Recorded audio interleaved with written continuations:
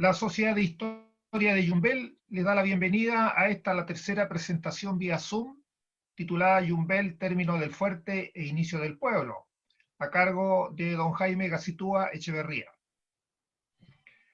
Jaime Gacitúa es nacido en Yumbel, ha realizado una extensa labor de estudio e investigación sobre la historia de nuestra comuna de manera autodidacta, aunque cuenta a su haber con algunos años de estudio de pedagogía en historia de la Universidad de Concepción.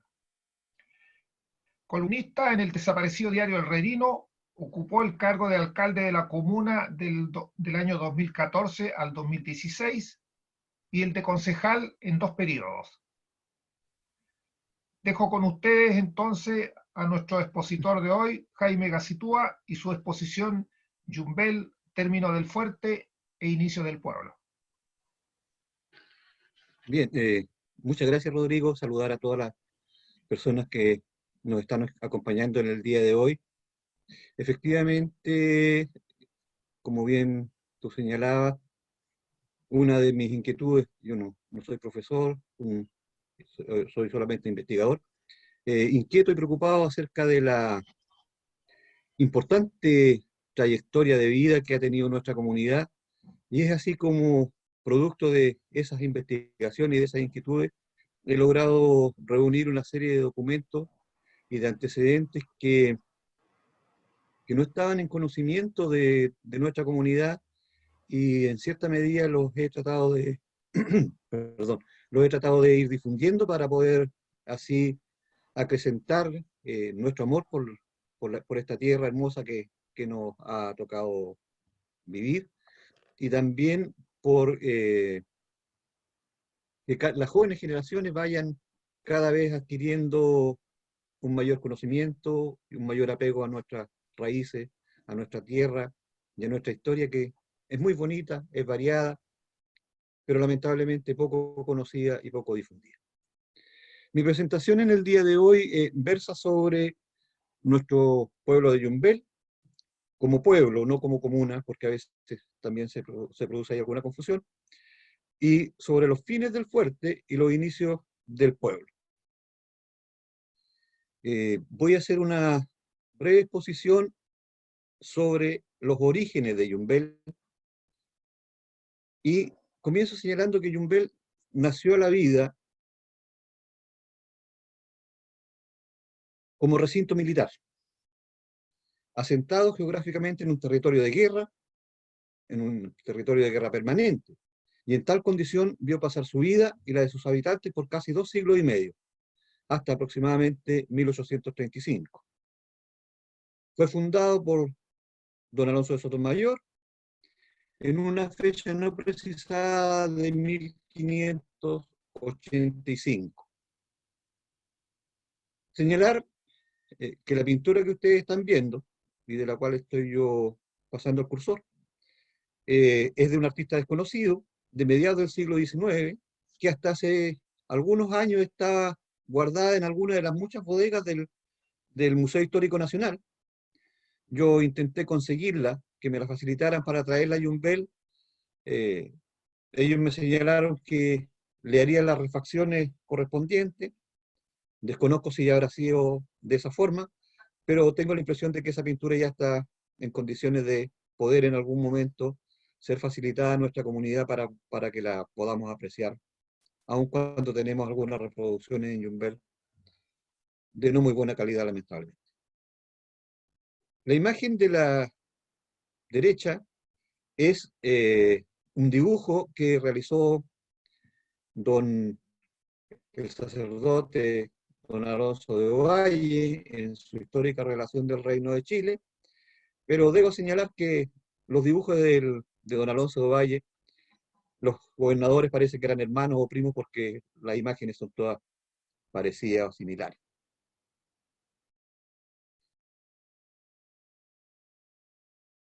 Acerca de los libros, porque la historia está hecha de muchas fuentes, y una de las fuentes importantes y primordiales para nosotros, los que no tenemos experiencia o conocimientos acabados en su arcano, debemos recoger los libros.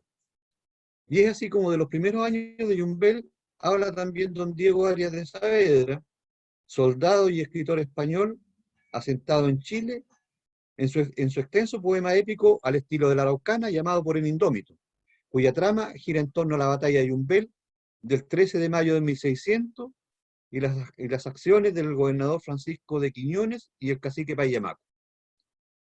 La historia de este manuscrito en sí, perdido por más de 200 años, es digna de un guión cinematográfico. A quienes tengan la inquietud de hacerlo, les sugiero leer el extenso prólogo y edición crítica de Mario Ferrecio Podestá y del estudio preliminar de Mario Rodríguez Fernández en la edición de este libro del año 1984, publicado en conjunto por la Biblioteca Nacional y la Universidad de Concepción, donde narran varios hechos asombrosos y desconocidos del Purín Indómito como conjunto de manuscritos literarios y como documentos que narran hechos históricos. El cautiverio feliz, escrito por el capitán Francisco Núñez de Pineda, detalla lo acontecido en la batalla de las Cangrejeras, también en Yumbel, el 15 de mayo de 1629, y sobre cuyos pormenores nos expuso acertada y clarificadoramente Rodrigo el pasado sábado. Continúa el desarrollo de nuestra comunidad, del fuerte de Yumbel como asentamiento humano, y viene en el siglo XVII, a grandes rasgos, el sistema de guerra defensiva, con el padre Luis de Valdivia, el sistema de guerra ofensiva, la expansión de los jesuitas y el alzamiento general de los araucanos de 1655, que nos trajo como consecuencia primordial la chillaneja, en ese entonces imagen de San Sebastián, que desde 1663 está en Yumbel y ha marcado y aún marca en nuestros días el destino y el rumbo de nuestra ciudad.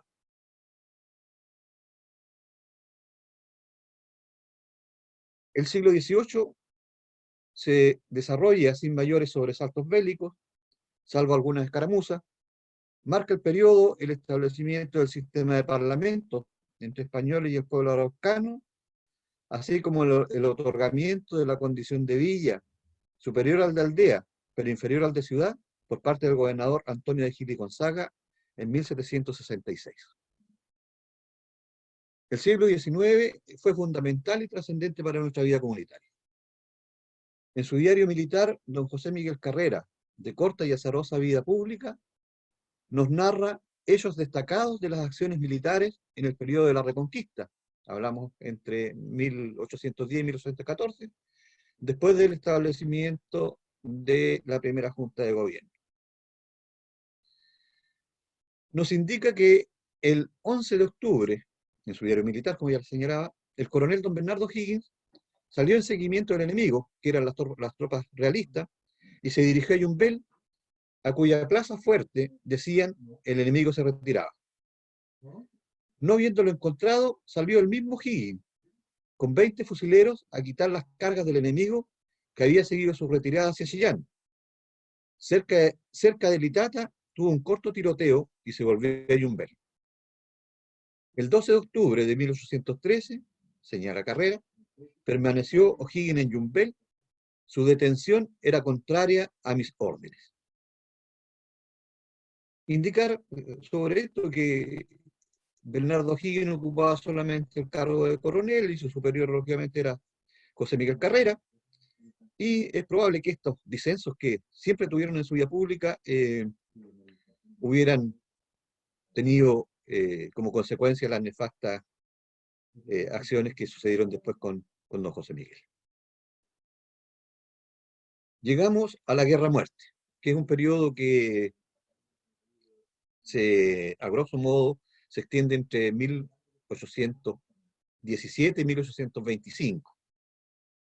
Don Benjamín Vicuña Maquena, en su libro La Guerra-Muerte, como lo señalaba, subtitulado Memorias sobre las últimas campañas de la independencia de Chile, hace una descripción pormenorizada de los lugares y hechos y califica a Yumbel como la llave maestra de todas las acciones bélicas, por su ubicación estratégica equidistante desde Concepción, Chillán y Los Ángeles. Narra en su libro la férrea defensa que hizo del caserío de la villa de Yumbel el capitán patriota Manuel Quintana y Bravo el 9 de diciembre de 1819, acción que yo califico como la última batalla importante de Yumbel. El término caserío nos indica que ya había un incipiente intento por ocupar terrenos aledaños al fuerte, viviendas que construidas sin planificación urbana darían origen al Yumbel viejo, del que aún quedan huellas en las estrechas calles al sur del Estero Bermejo, al estilo de las ciudades medievales españolas o europeas, y que en ellos a su vez heredaron del Imperio Romano. Entrega a Vicuña Maquena además un detalle importante, pues señala que el fuerte de Yumbel está en las faldas del Cerro del Centinela, por lo que deduzco que siempre el fuerte estuvo en terreno plano y que en la cumbre del cerro, que nosotros ahora llamamos Centinela, había una atalaya precisamente ocupada por un soldado guardián, que le permitiera vigilar una gran extensión de terreno y avisar con tiempo de algún peligro o amenaza o ataque de incursión. De este periodo, hablamos de 1819, es el testimonio de John Coffin, que en su diario de un joven norteamericano detenido en Chile durante el periodo revolucionario, describe su experiencia señalando: al cuarto día de viaje atravesamos por Yumbel, que es el único pueblo de cierta nota que existe entre Concepción y Los Ángeles, bien edificado, pintorescamente situado sobre un rico valle regado por un hermoso estero. Cuenta cerca de 3.000 habitantes.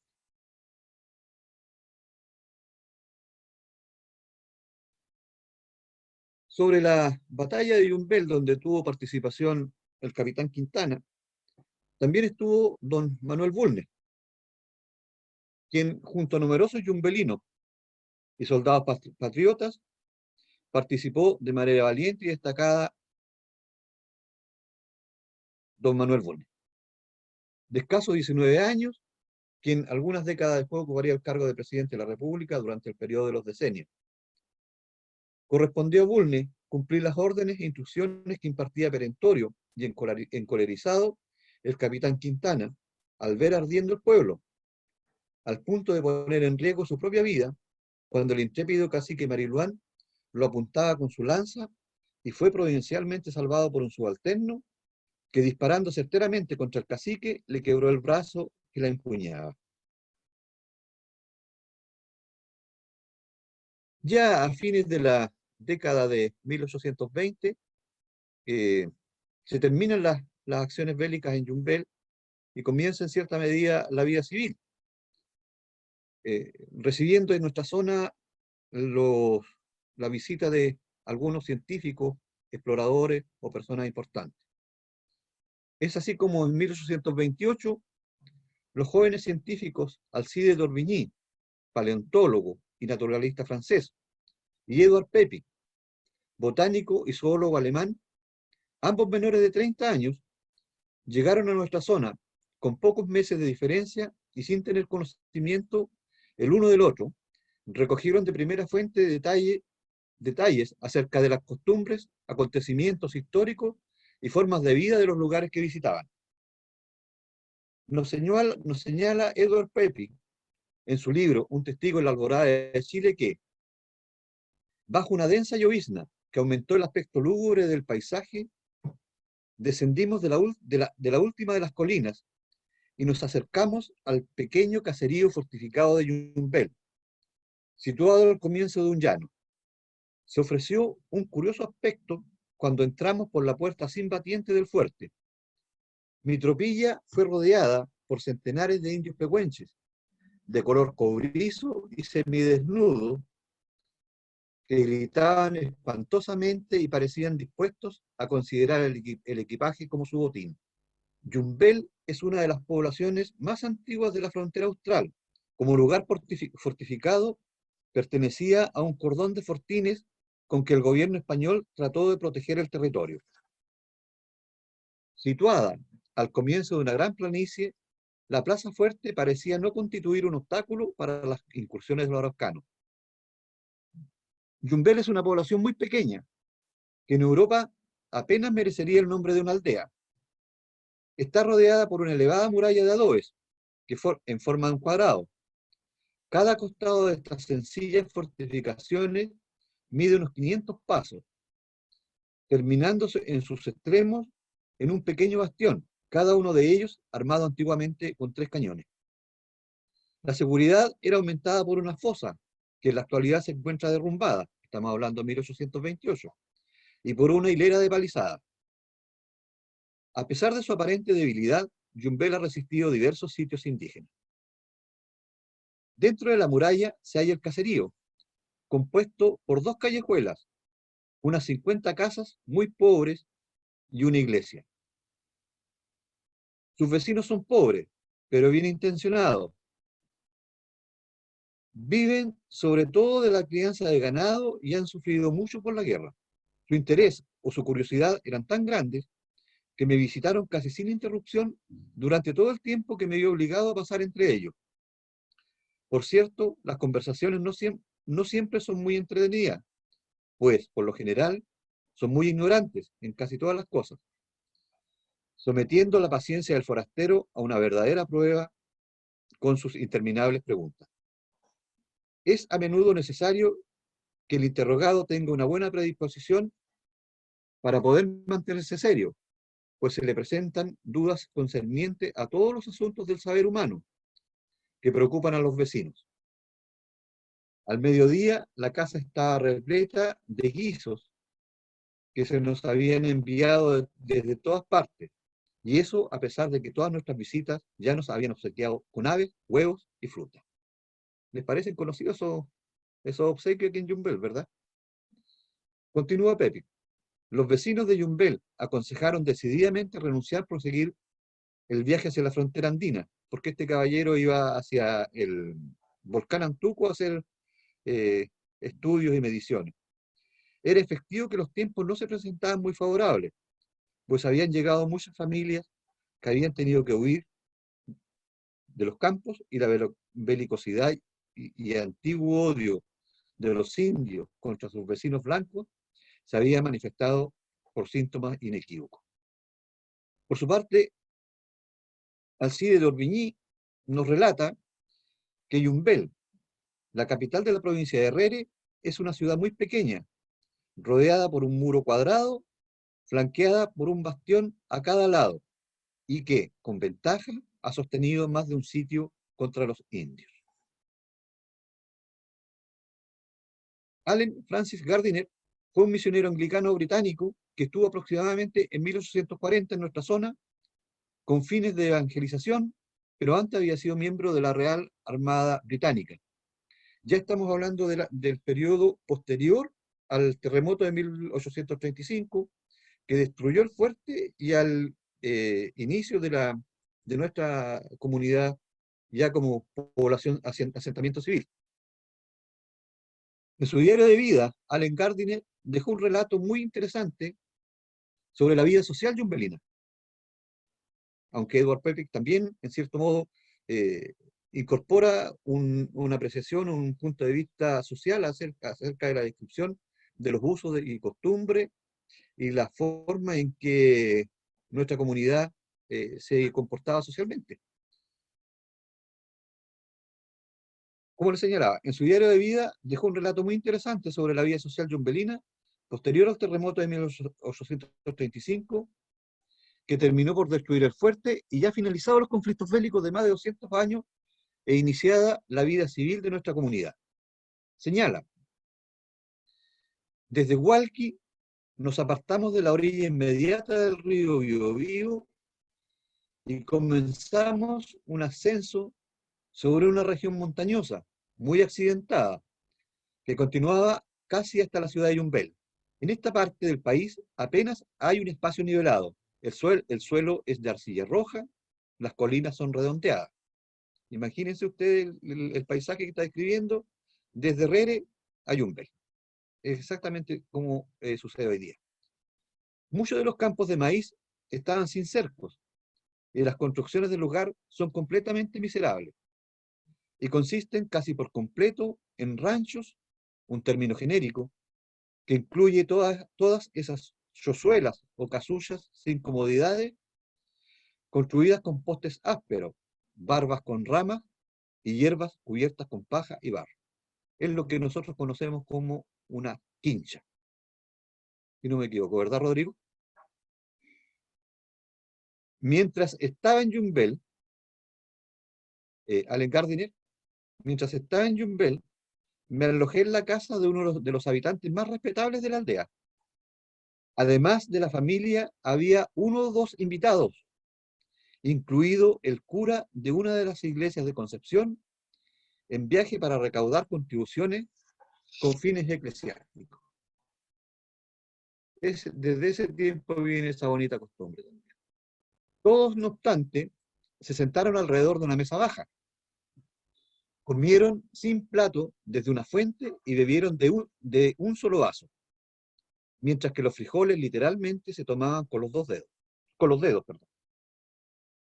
En la casa de doña Ascensión García, la yumbelina que lo recibió, donde fui recibido hospitalariamente, se manifestó poco refinamiento.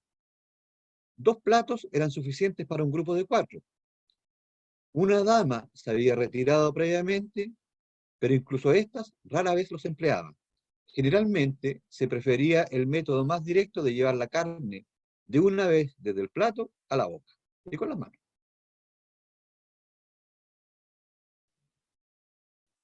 Edmund Rewell Smith, Los Araucanos, es un libro que escribió este caballero norteamericano. En la traducción que de este libro hizo Ricardo Lachman por encargo del gobierno de Chile a comienzos del siglo XX, el primer párrafo que yo les voy a leer a continuación no aparece, pero sí está en la edición principal de Smith, que lamentablemente no está traducida al español, y yo con algunas ayudas, porque soy nulo o casi nulo en inglés, también logré descifrar. Describe Rewell Smith a Yumbel en 1853, ya ha avanzado bastante el tiempo, de la siguiente manera, ya asentado como pueblo nuevo en el lugar que actualmente ocupa.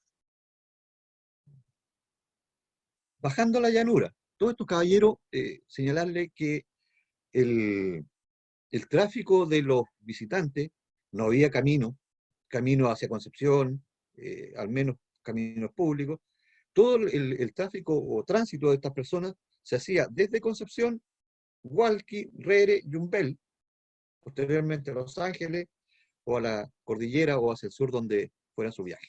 Por eso que ellos siempre bajan a la llanura, y eso indica que venían por el Cerro Centinela, y lógicamente bajaban desde ahí hacia el fuerte o hacia el poblado, en este caso, porque estamos hablando de 1853.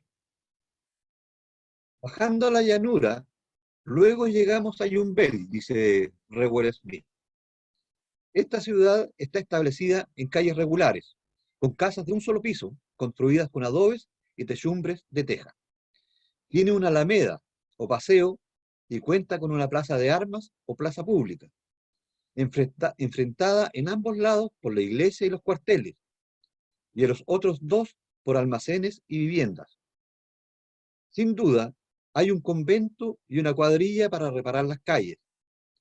En una palabra, es, como todas las ciudades del país, una pequeña edición de Santiago, pero a pesar de ser la capital de la provincia de Herrere, su apariencia general no lo pretendía en absoluto. Preguntamos por la posada, pero nos informaron que aun cuando en un tiempo había existido una, se había cerrado por falta de clientes. Creyendo que tal vez pudiera encontrar a alguien capaz de darnos hospitalidad, me dirigí a varias de las mejores casas para averiguarlo, y en todas ellas no recibí otra respuesta que un encogimiento de hombros y la noticia de que el pueblo de Yumbel no tenía comodidades para forasteros. Por fin, una señora más caritativa que las otras nos insinuó la idea de que posiblemente al otro extremo de la calle encontraríamos alguna gente pobre, dispuesta a prepararnos almuerzo a cambio de unos pocos reales. En las afueras del pueblo había un grupo de ranchos miserables, y logramos encontrar a una anciana con voluntad y medios para atender a nuestras necesidades. La choza era bastante desaseada, y no queriendo perder el apetito al ver la manera de cocinar, me fui en dirección de unos manzanos cerca de allí, y tendiendo mi poncho a la sombra, me eché a dormir una siesta. Después de dormir por una hora, me avisaron que ya estaba el almuerzo, y al entrar al rancho encontré un cajón, parecido a un almud, cubierto por un paño sucio, encima del cual humeaba un valdiviano. El valdiviano, plato nacional entre los chilenos, se hace de charqui cocido con verduras, la principal de las cuales es la cebolla. Este plato apetitoso se hace con facilidad y para un viajero hambriento es un buen bocado. Puede ser que para un estómago delicado sea repugnante. Me senté en una alta banca que circundaba el cuarto y la mesa apenas me llegaba a las rodillas. Después de invitar a los presentes a que se sirvieran, atención que se usa en el país, pero que a nadie se le ocurre aceptar, ataqué mi vianda, sin más ceremonia.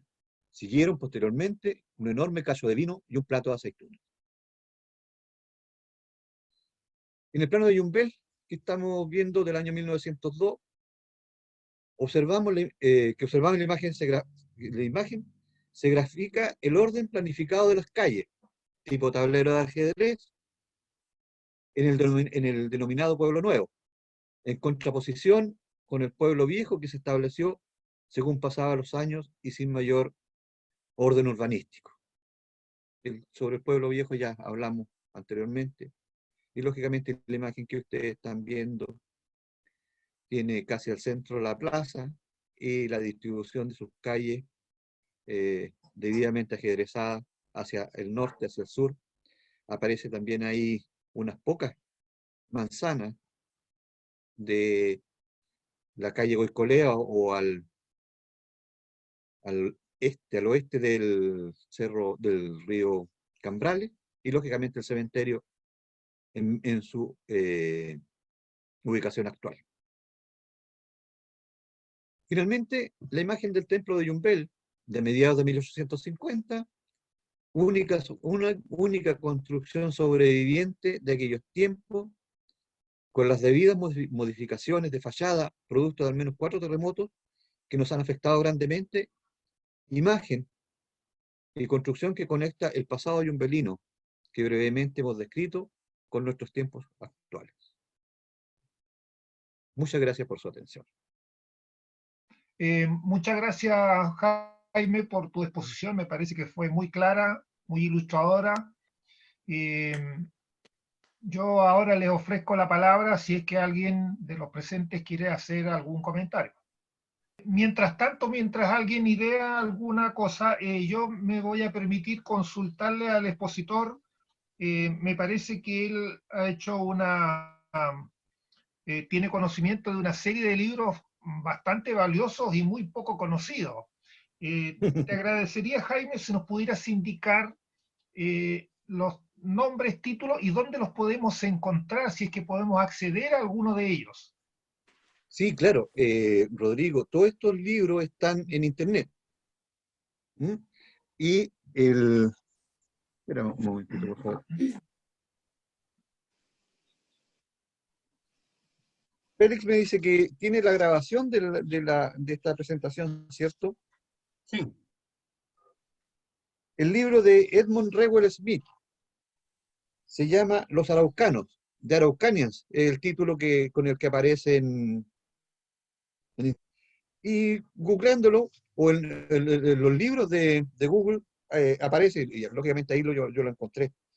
Y como señala Rodrigo, son libros prácticamente desconocidos que entregan una visión y una descripción detallada de aspectos sociales que nosotros en cierta medida podemos sospechar que efectivamente eran como se indican, pero que de los cuales no teníamos un conocimiento acabado. Y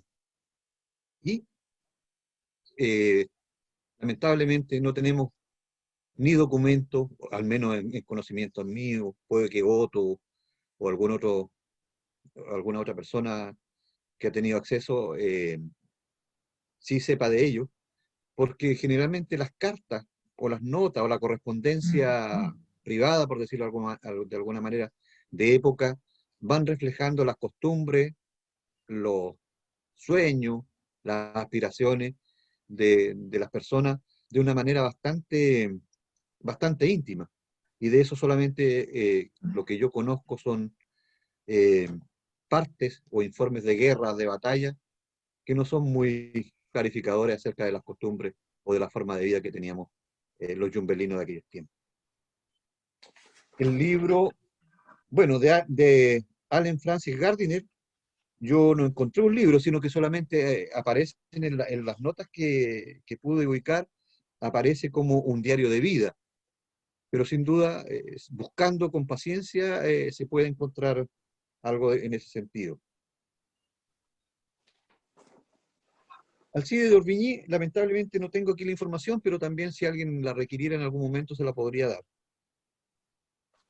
Pero son libros en que mezcla el propósito de ellos era investigaciones y aportaciones de carácter científico, geológico, mineralógico o de otra naturaleza, pero fueron intercalando dentro de sus relatos estas situaciones, estas visiones que ellos tuvieron, que lógicamente les parecieron muy atractivas y peculiares para poder ellos darse el tiempo de anotarla y de incorporarla en su escrito.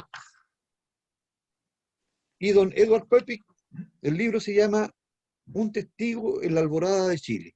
Ese libro está en español y lo pueden lógicamente conseguir con un poco de paciencia. A mí cuando investigaba, cuando iba anotando o haciendo algunas reseñas, me llama la atención la manera tan descarnada en que nuestra comunidad se desarrolló hasta más o menos 1850, porque para un autor europeo que venía de una costumbre y de una condición socioeconómica distinta, aun cuando Europa también en los inicios del siglo XIX era bastante pobre y no tenía mucho adelanto, pero Yumbel les debe haber parecido poco menos que prehistórico. Y siempre se habla de comunidad pobre, comunidad atrasada. Francisco Solano Astogruaga, en un libro de mediados del siglo XIX igual, señala que Yumbel fue una comunidad pobre, y utiliza un término que ya no se usa, medrar. Yumbel medró poco, medrar como sinónimo de desarrollo o de crecimiento. Y la explicación es bastante lógica. Yumbel fue un asentamiento militar, y como asentamiento militar, lógicamente, inserto en un territorio de guerra, no podía tener un desarrollo en la agricultura, en la ganadería, ni decir en las artes o en las letras. Había un alfabetismo tremendo. Don Ramón Freire, cuando fue comandante de las tropas en el periodo de la Reconquista, le escribía a la autoridad de Santiago que le daba vergüenza ver a sus soldados, porque andaban prácticamente desnudos y no tenían que comer. Y fue una queja permanente. Y dentro de esos destacamentos, en los cuales don Ramón Freire, que también fue presidente de la República, estaban los destacamentos de Yumbel. No sé si hubiera alguna otra inquietud o pregunta. No, ¿Aló? Roberto, ¿Sí? sí, te escucho y te veo bien. Yo quería solamente felicitarte por la interesante exposición, por la claridad de ella, por lo ilustrativo y toda la parte documental que verdaderamente es un apoyo, pero muy interesantísimo para poder continuar la búsqueda de esta historia, de este Yumbel que queremos tanto. Muchísimas gracias, muy claro. Muchas gracias, muchas gracias, Roberto. Muchas gracias. Sandra. Bueno, yo con preguntas de no ser historiadora ni nada, pero que hay cosas que quiero saber. Por ejemplo, Jaime, hola, felicitaciones por la Hola, Sandra. disertación. Gracias. Una consulta que quiero hacer, cuando tú mencionas que el antiguo caserío está en el Estero Bermejo, que aún quedan restos, ¿en qué zona está ubicado esto? ¿Dónde está ahora el Servicentro Copec? Ah, perfecto. Si tú te das un tiempito cuando vayas en tu vehículo, trata de meterte por las calles aledañas. Conozco todas perfectamente, porque Ya, acuérdate que esas yo calles son, he recorrido sí, todo. esas Ya. calles son todas muy angostas. No son Ah, como las calles sí, de Yumbel. Y son un poquito desordenadas, o sea, van en un sentido, después hacen algunas curvitas, algunas cositas sí, que son yo sospecho que son lógicamente producto de el poco planeamiento urbanístico con el que se construyeron. perfecto. ¿Mm? Esa es una Pero cosa. esto, pero esto es ese sector, sí. Otra cosa. Cuando mencioné, esto es una cosa que no sé si será así, pero cuando ellos comen en la casa de Ascensión García, según Allen Gardiner, ¿Ya? ponen un plato, un caso, una olla en común, Una ¿no es olla, una cierto? fuente, claro. Fuente generalmente primero de greda, después de fierro. Bueno, dos cosas. Mi abuela Crisila me contaba a mí cuando ella en cierta época de su vida estuvo a cargo de la cocina en un campo, decía que había como unas cocineras y trasladaban para los comida los trabajadores la comida así. Se ponía en una mesa un pote con comida y generalmente de greda. Y ya, bueno, para esa época estaban apareciendo las cucharas que muchas veces eran de madera nomás. Claro, Y claro todos que sí. tenían que comer ahí. Entonces, el problema era cuando había alguno de los comensales era muy callado, no conversaba. ¿Por qué se comía más y dejaba a los otros sin comer? Entonces, Callado se come más, decían antes. Hay un exacto, dicho por ahí. come dos Calladito se veces. come más. ¿Mm?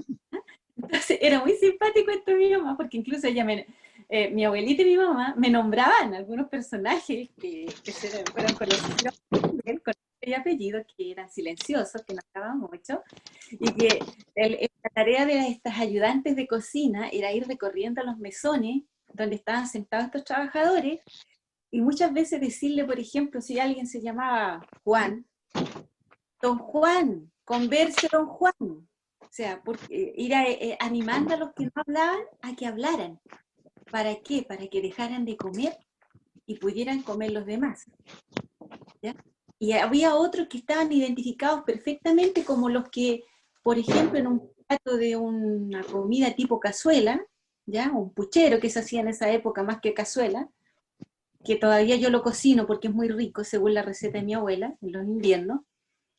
Esa comida, eh, había algunos que solo comían la carne, ¿ya? Claro, claro. Eso también había que distraerlo.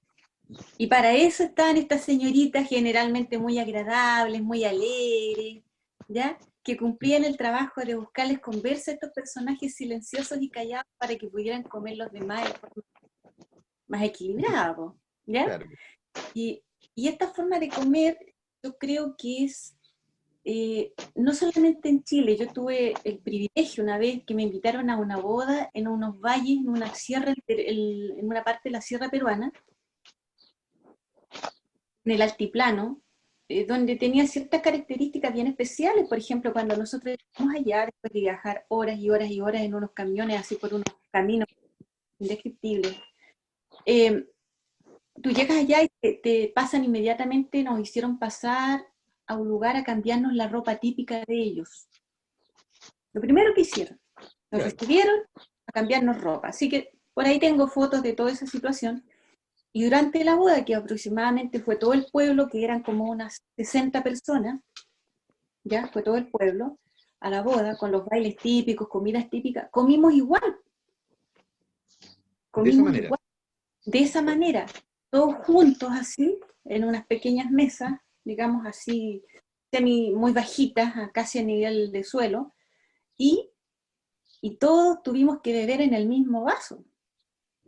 De Claro. hecho, el novio y el papá del novio como algo muy, especial con un vaso, recorría las mesas y de ese vaso todos tuvimos que beber, porque como decía mi papá, hasta verte Cristo mío nomás había que cerrar los ojos y beber, pues. Ya habían Claro bebido que no sí. sé cuántas personas en el mismo vaso, pero estábamos Lo, ahí.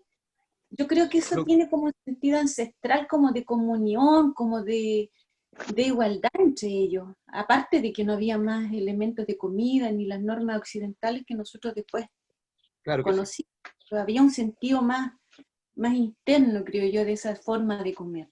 Ese era mi Yo comentario, no sé creo si que, alguien yo, puede ayudar más con eso. sí, complementando un poco lo que dice Sandra, yo considero que, o creo, que las personas que hacen esas descripciones deben haberlo visto habitualmente. Pero ¿por qué lo señalan y lo describen en Yumpel? Porque o él se quedó en la casa de una de las personas más importantes y en cierta medida con mayores recursos de Yumbel, y aún en esa vivienda se daban esas costumbres que parecían bastante atrasadas, por decirlo de alguna manera. Y el curita que andaba recaudando plata, también comía con la mano y de la misma fuente. Pero son, insisto, descripciones de nuestra sociedad, de la historia social de Yumbel, que no estaban en ninguna parte y que de a poco van apareciendo y que lógicamente con el apoyo, con el interés y con la preocupación de todos los yumbelinos, lógicamente que las podemos ir rescatando y las podemos ir proyectando y difundiendo. Bueno, Sí, sí, sí. sí. Eh, Primero, mis felicitaciones, Jaime, por la presentación bien documentada, bien clara, y yo creo que nos ha aclarado varias cosas a todos, ¿no? En segundo lugar, quiero hacer una consulta. Solamente, por ejemplo, tú dices en relación a la fecha de fundación, y aquí me quedó la duda, fue 1585, pero no hay día. No entonces eso se celebra todos los años en marzo, ¿cierto? En Yumbel, y esa fecha se adoptó por adoptarse así casualmente ese día, ¿no? No, la fecha de marzo, del 16 de marzo, es Sí, la fecha en que se le concede el título de ciudad a Yumbel en 1871, no recuerdo bien. ya, El 16 de marzo de 1871 aparece en el diario oficial la designación o la nominación o el reconocimiento de Yumbel como ciudad.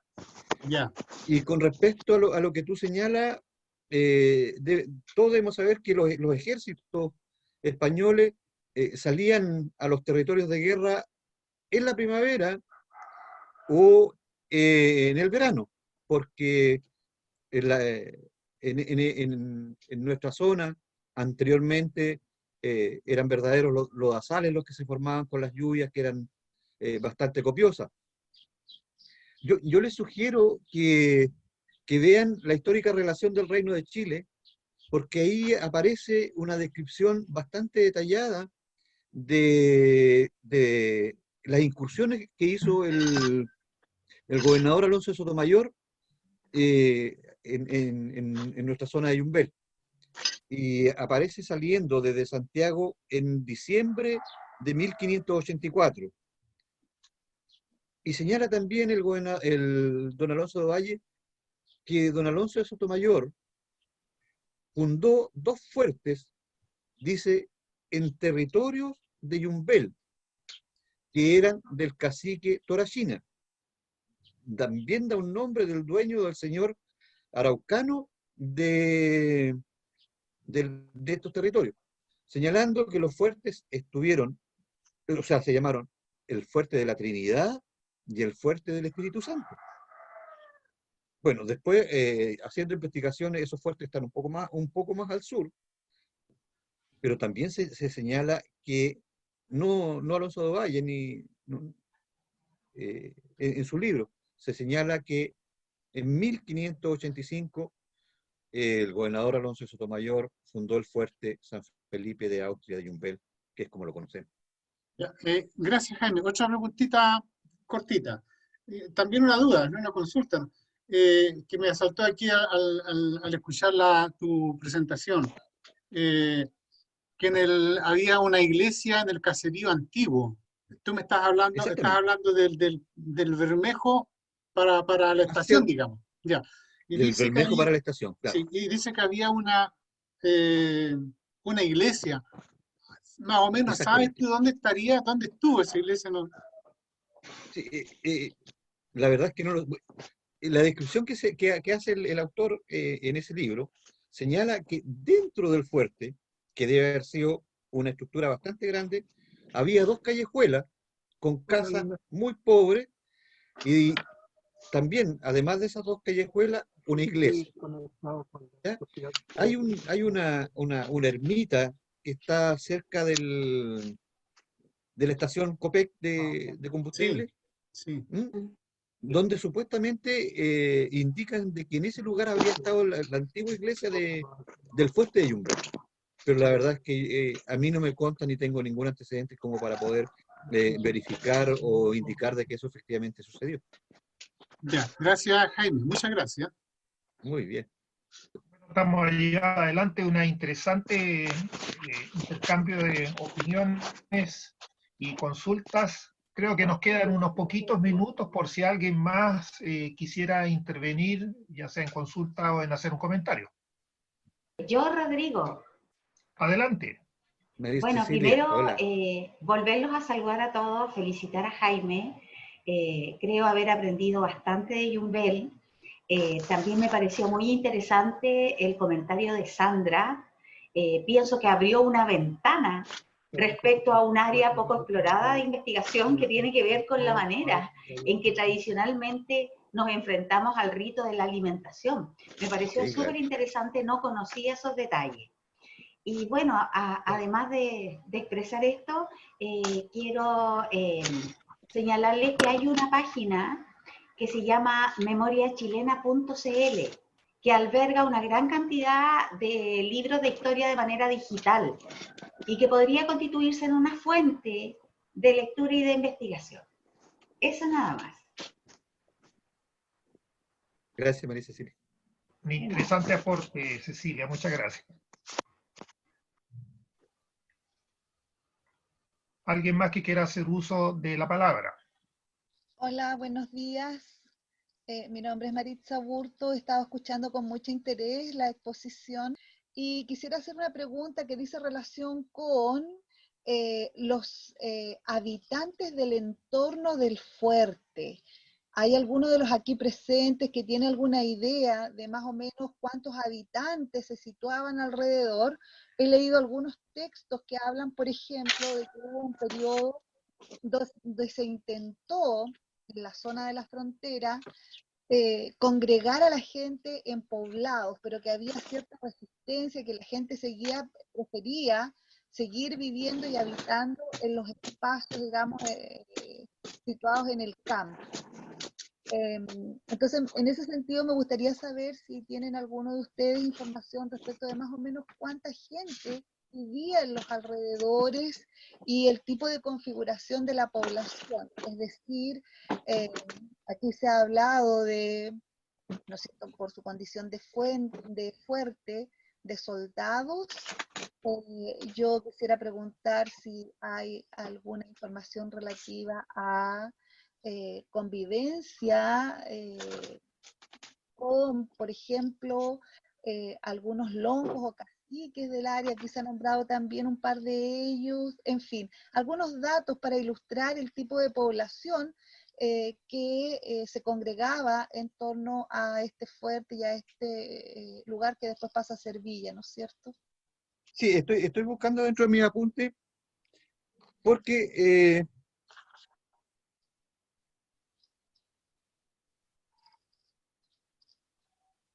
se señala que en Yumpel al menos habían 3.000 habitantes. Ahora, estamos hablando de 1828, y lógicamente 3.000 habitantes no tenían cabida dentro de un espacio confinado como un fuerte. Por lo que podemos deducir que efectivamente habían casas, viviendas en los campos cercanos, y que cuando se producía algún alzamiento, alguna situación bélica, corrían desde o escapaban desde sus casas al fuerte donde se albergaban y buscaban refugio.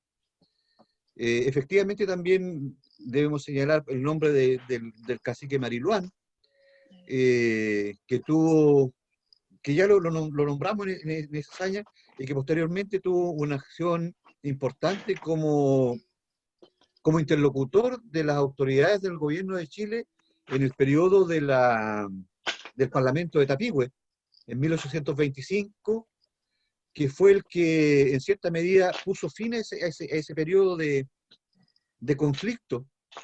Y en el Parlamento de Tapigüe también hay un reconocimiento explícito al Estado araucano por parte del pueblo chileno, del gobierno de Chile. Y es una situación que se prolonga hasta nuestros días, sí, con una solución muy, muy compleja. Pero efectivamente, bueno, también tenemos como cacique o como caudillo araucano a Butapillón, que nombró Rodrigo la vez anterior, Lientur, Misque, que también fue un cacique mapuche y que también lideró un parlamento con los araucanos. Hay varios mapuches que se destacaron en nuestro pueblo, en nuestra comunidad de Yumbel. Si me permiten una acotación, Jaime. Sí. Sí, hola Marisa. Hola Félix, buenos días. Hola, ¿cómo estás? Mira, yo le quiero acotar a lo que ha dicho Jaime. También nosotros tenemos, antes de esa fecha, de la fecha que ha nombrado Jaime, están las misiones jesuitas. Y ahí está, por ejemplo, la misión de San Cristóbal, que está cerca de Yumbel, cerca del fuerte Santinela. En Rere también estaban los jesuitas, entonces también ahí hay un aporte de la iglesia, ¿cierto? Y la verdad que la iglesia va para convertir almas, para convertir a los naturales que que existían ahí, no es que pudieron existir, que existían, que estaban. Entonces, toda una historia que se está haciendo, pero hay tanto españoles como mapuche que están ahí en ese sector. Y el fuerte era el lugar para abastecimiento de las tropas militares, que ya lo mencionaron antes en otra posición, se llamaban los tercios, ¿cierto? Tropas militares, caballería e infantería. Y ahí poco a poco se fue esto produciéndose una relación mapuche-español. Eso sería solamente lo que podría aportarle. Que es la base de la conformación de nuestra comunidad y de todo el pueblo de Chile en general, porque Claro. La mezcla que se produjo entre los conquistadores y las poblaciones aborígenes.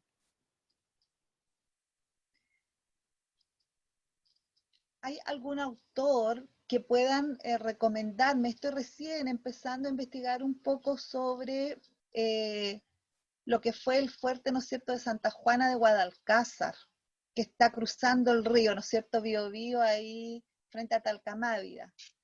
He leído un poco sobre esa, que también tenía, ¿no es cierto?, comenzó siendo un fuerte, que después pasó a ser una villa. Pero no he encontrado mucho. Yo no sé si no sé buscar o no he estado, no he estado, digamos, buscando adecuadamente. Sí. Maritza, con respecto a eso no debes desistir. La ventaja que nosotros tenemos como yumbelinos es que al poner Yumbel en la búsqueda de Google o de libros de Google, aparece Yumbel. Aparece mucha información. Mucha información, pero si tú pones Santa Juana, lógicamente que te van a aparecer una serie de publicaciones que no tienen ninguna relación con el pueblo de Santa Juana. Pero todos estos libros que yo he mencionado mencionan también a Santa Juana.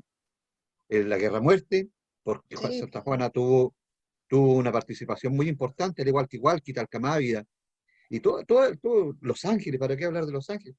Así es que no desistas y sigue buscando. Te recomiendo a Diego de Rosales, a don Alonso de Ovalle. Son todos. Busca en Google como historiadores coloniales.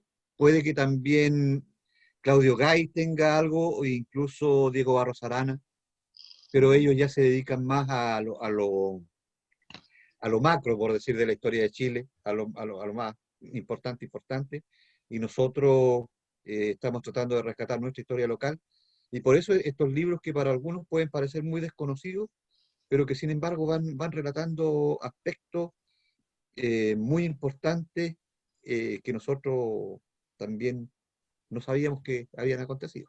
¿Mm? Una Pero hay cosa mucha de lo que se información. ha dicho, una cosa que se ha comentado aquí que me llamó realmente muchísimo la atención era la condición de Yumbel, más o menos en el 1850, yo estoy pensando en esa primera mitad del siglo, como muy precaria.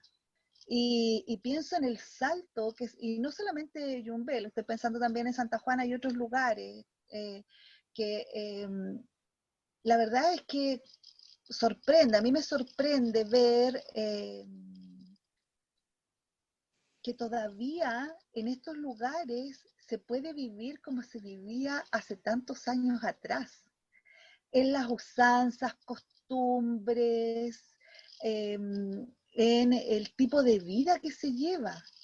Y la verdad es que eso me asombra. Estoy pensando, por ejemplo, en Coronel, 1850, donde no era nada más que un espacio donde transitaba alguna gente, y que después, a propósito de la emergencia de la explosión del carbón, ¿no es cierto?, se transforma en 50 años, en 100 años, en esto que es ahora un puerto tremendamente importante.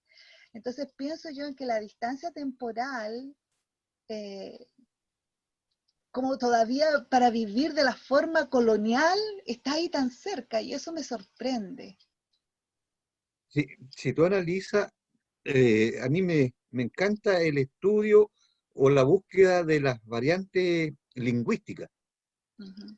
Y si nosotros nos encontramos, bueno, y de hecho muchos de ustedes habrán escuchado a sus padres o a sus abuelos, que tenían una forma de expresarse con términos antiguos que ya están desaparecidos, pero que si uno va al campo, muchas personas aún la utilizan. Sí, ¿Mm? también. Yo recuerdo que de mi abuelo, que nació a principios del siglo XX, utilizaba muchos términos, muchas palabras, incluso para referirse a la municipalidad. Cuando yo empecé a trabajar en la municipalidad, él me decía cómo está el ayuntamiento. ¿Mm?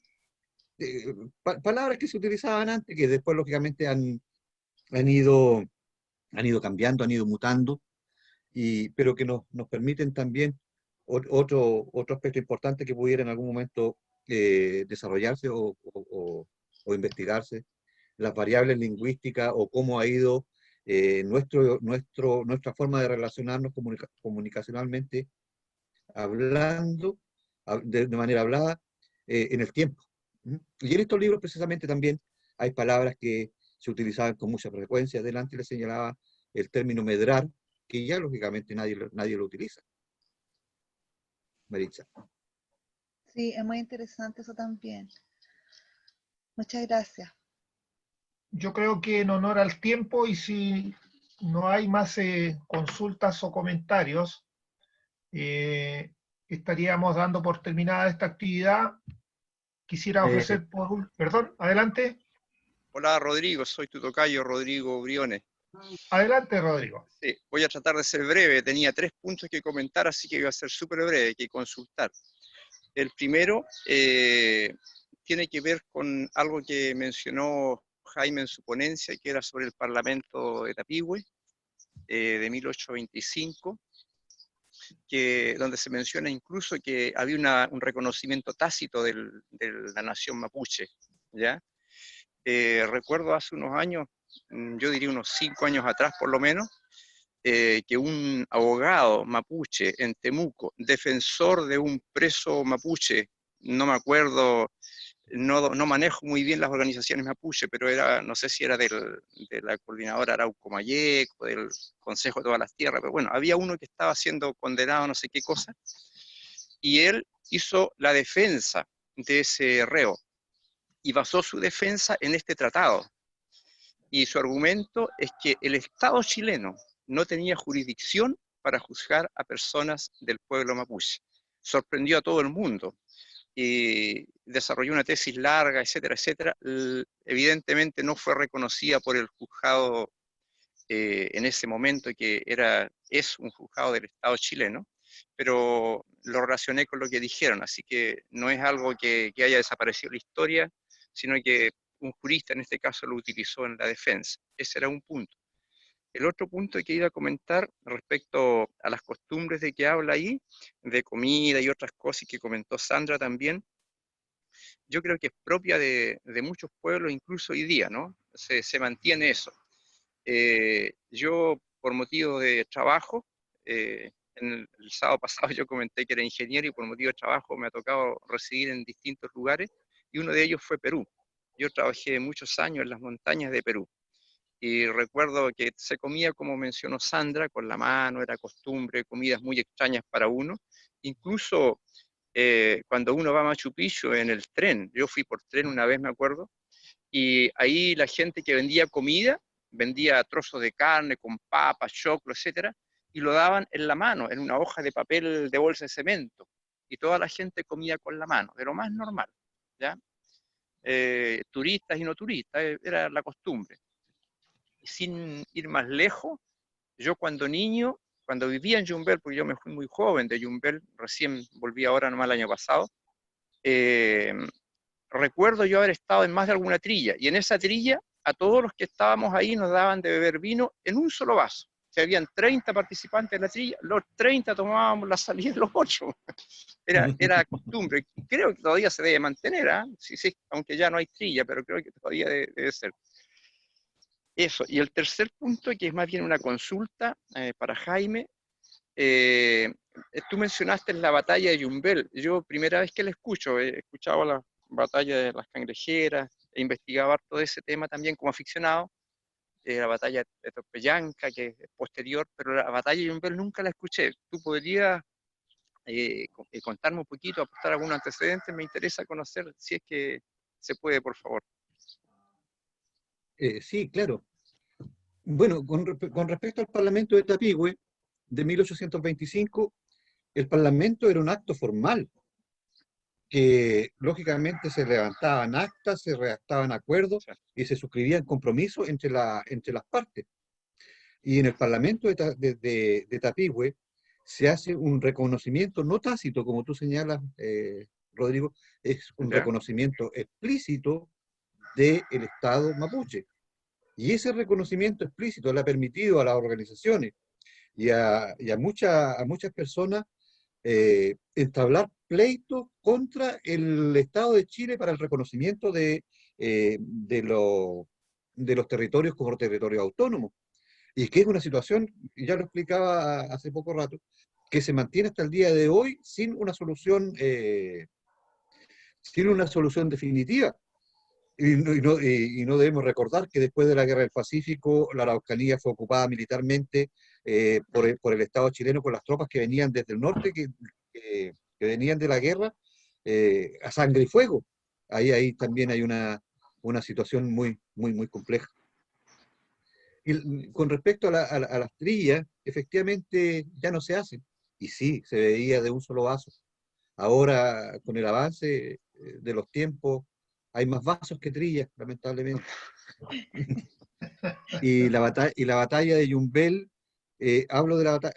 Bueno, yo identifico dentro de nuestra historia dos batallas de Yumbel, que es la batalla de Yumbel de 1600, que es la primera gran batalla y que está descrita detalladamente en el Curén Indómito de Diego Arias de Saavedra. Me gustaría que ustedes miraran ese libro en la edición de 1984, como le señalaba, porque gira toda la trama, que es un libraco, gira toda la trama en torno a la batalla de Yumbel, a las acciones del cacique Payamacu y del gobernador Quiñones. Ese libro estuvo perdido 200 años, se recuperó en archivo, se recuperó un manuscrito de primera mano, le llaman, en archivos de Europa, y recién se logró imprimir en Chile a mediados del siglo XIX. A las personas que tengan interés, por favor, échenle una miradita, está escrito en verso, al estilo de la Araucana o del Mío Cid, tiene mucho lenguaje, muchos modismos de lo que estábamos hablando recién, del del avance de la forma en que se va construyendo nuestro idioma o la forma en que hablamos o nos expresamos. Es muy interesante y lógicamente si alguien quisiera algún antecedente puede comunicarse conmigo, no tengo ningún problema. Y sí, la batalla de Yumbel, la primera batalla de Yumbel es del año 1600 y la última batalla de Yumbel de trascendencia, de importancia, fue la de diciembre de 1819, donde participó el capitán Quintana, el subteniente Bulne, en ese tiempo de 19 años. El fuerte de Yumbel y todas sus viviendas fue incendiado. Después del ataque se produce la escapada, duró 6 horas. Vicuña Maquena en la Guerra Muerte yo lo reseñé, lo manifesté sucintamente, pero él describe con pormenores muy interesantes lo que sucedió ese día, quienes actuaron, la forma en que se expresaron, dónde estaban ubicadas las tropas, la manera estratégica en que se movían, lo que se decían. También señala, y eso indica un poco el encarnizamiento con el que se realizaban este tipo de acciones, que dos niños, dice, él habla de niños, por lo tanto debemos suponer que deben haber tenido entre 12 y 15 años, cuando venían las tropas realistas desde el Cerro de la Parra, que nosotros sabemos que es el Cerro Parra, pasando por San Cristóbal, se acercaron a Yumbel. Él pensaba que era los niños esos pensaban que era el ejército patriota, y se fueron a la iglesia que estaba dentro del fuerte, y empezaron a hacer repicar las campanas como señal de alegría. Y las tropas realistas, una vez que ingresan al fuerte, toman a esos niños y los matan. Estamos hablando de niños pequeños, y lógicamente que mataron también a muchas personas, a muchos habitantes del pueblo. Le reitero, para no hacer más extensa la exposición, y les sugiero que vean el libro La Guerra Muerte, que también está en internet, donde se van a encontrar bastantes detalles. Está la batalla de Pangal, la batalla de Traspellanca, donde mueren don José María de la Cruz, donde muere José María Ocarro, que también tuvo una importante participación, una destacada participación en nuestros territorios. Está la descripción del fuerte de San Cristóbal, que era una reducción indígena con indios amigos, y que también San Cristóbal como asentamiento no ha sido debidamente investigado ni difundido, como mucha de nuestra historia local, Rodrigo. Ok, muchas gracias, Jaime, y felicitaciones por toda la investigación, muy buena. Muy bien, gracias a ti.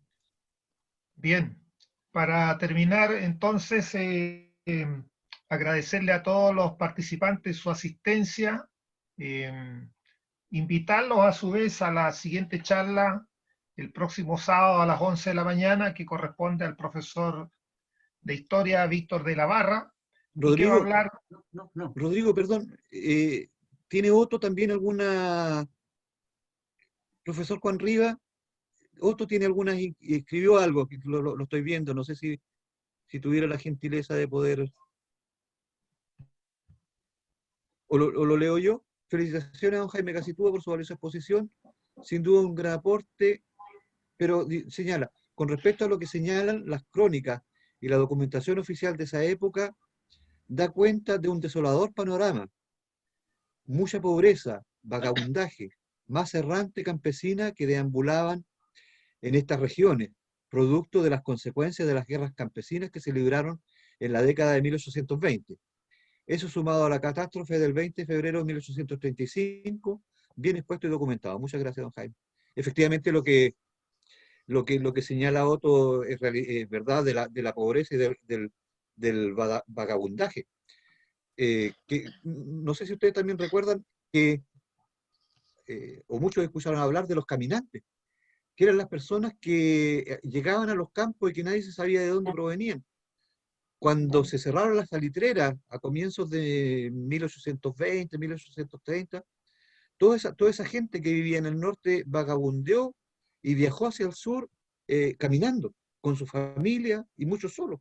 Y esas personas también llegaron a Yumbel, a los campos, a la hacienda, pidiendo alimento o buscando trabajo.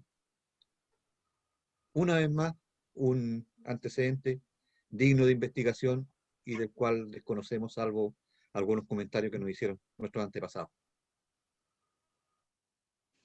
No sé si alcanzaste a ver el que además habla de Gabriel Guarda. Otto. Sí. Léelo nomás, Rodrigo, por favor. Entonces Otto termina su comentario, dice, un autor fundamental en la historia de los fuertes es el historiador Gabriel Guarda, recientemente fallecido. Tiene un libro titulado Las fortificaciones militares del Reino de Chile, donde realiza un catastro y descripción de todas las fortificaciones que levantaron los españoles. Entre ellos, obviamente, el fuerte de Yumbel también. Me voy a permitir un pequeño comentario chiquito. Bueno, la batalla de las Cangrejeras, término militar, batalla, tal vez por la cantidad de personas que involucra. Y en 1819, el combate de Yumbel, ¿ya? Tal vez porque involucró menos fuerza y menos víctimas, ¿ya? Unos 100 patriotas contra, no sé, 600 o algo así, realistas. Claro, un pequeño comentario ad hoc. La próxima presentación es de Ruth González Opaso y se titula su ponencia Aproximaciones a una guerra santa. La dinámica de un conflicto en el santuario de San Sebastián de Yumbel, 1999. Ahí está Ruth. Aquí estoy. Buenos días. Va a ser un poquito más actual la tesis, fue mi tesis de grabación. Pero también de historia local. Sí. No, y sobre todo del santuario, que yo creo que es una tradición que ha marcado muchas familias, la mía. Yo decía al profesor, yo no soy de Yumbel, soy de Los Ángeles, y más específicamente mi niñez la viví camino a Antuco, que son las haciendas Las Canteras, y Villa Mercedes. Y mi familia se preparaba para ir a venerar a San Sebastián a Yumbel. Hacían todo un recorrido para llegar al santo. Entonces, por eso, cuando me tocó historia local, decidí hacerlo de San Sebastián y de Yumbel. Y gracias a todas sus exponencias he aprendido mucho de Yumbel, que sé que también tiene mucha similitud a la historia de Los Ángeles igual. Así que muchas gracias. He aprendido mucho también en estas exposiciones. Al profesor Luis Gacitúa, muchas gracias también por su exponencia. Sí, muy educadora. Muy bien. Nos vemos entonces el próximo sábado. Nos vemos, Ruth. Nos vemos. Bien. De nuevo, gracias a todos y que estén muy bien.